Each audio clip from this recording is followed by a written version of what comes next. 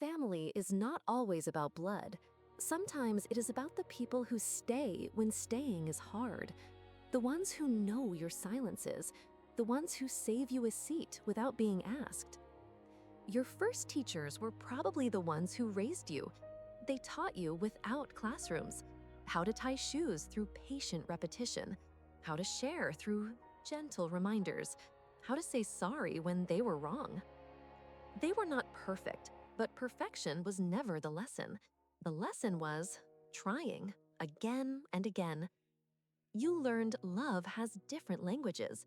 Your grandmother's was food, extra portions appearing on your plate when you were quiet, soup arriving when you were tired, cookies in your pocket for the journey home. She never said the words much, but her kitchen said everything. Your grandfather's language was fixing things, the bicycle tire, the squeaky door, the broken toy. His hands spoke care through small repairs, teaching you that love sometimes means making things work again. Siblings teach you about fairness and forgiveness in equal measure. They take your things. They defend you fiercely. They know your embarrassing stories. They keep your important secrets. They show you that love can include disagreement, that you can be angry at lunch and happy at dinner, that some bonds bend but do not break. The aunt who listens without judging, the uncle who makes everyone laugh when tension fills the room, the cousin who feels more like a sibling. Each one adds something. Each one shows you different ways to be human. Family holds memory, not just in photographs, though those matter too, but in shared stories told at tables, the same stories, getting funnier or softer with time. Everyone adding details, everyone keeping the memories alive together. Holiday traditions that seemed boring as a child become nostalgic as you grow. The same decorations appearing each year, the same songs, the same foods. You understand now they were never about the things. They were about the gathering, the returning, the knowing you belong somewhere.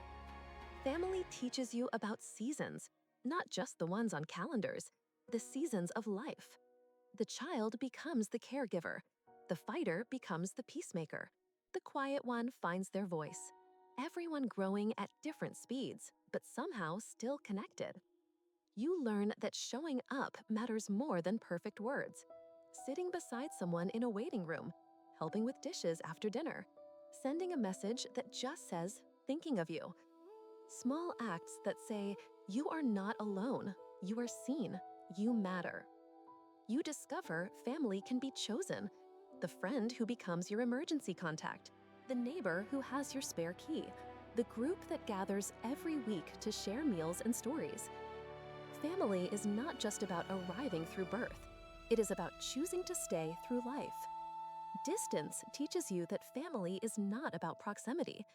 The cousin across the ocean who still feels close. The parent you call every Sunday.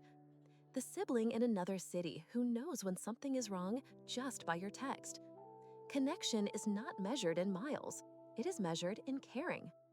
As you grow, you understand what your family gave you. The way you comfort people because someone comforted you. The way you make space for others because space was made for you. The way you know how to come home to yourself because you had a home in them first. Every family is imperfect. Every family has its shadows, its difficulties. But within those imperfections lie the lessons. How to accept people as they are. How to love through difference. How to build something beautiful from imperfect pieces. The deepest lesson family teaches is about belonging.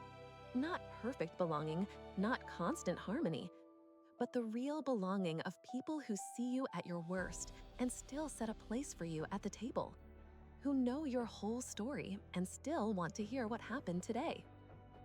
Family teaches you that love is not a feeling, it is a practice, daily, small, repeated. It is saving the last piece. It is remembering the important date. It is making room. It is coming back. It is staying. And perhaps most importantly, family teaches you how to create family, how to build your own table where everyone has a seat, how to make others feel held, how to turn a house into a home, how to pass on the lessons through your own imperfect, beautiful trying.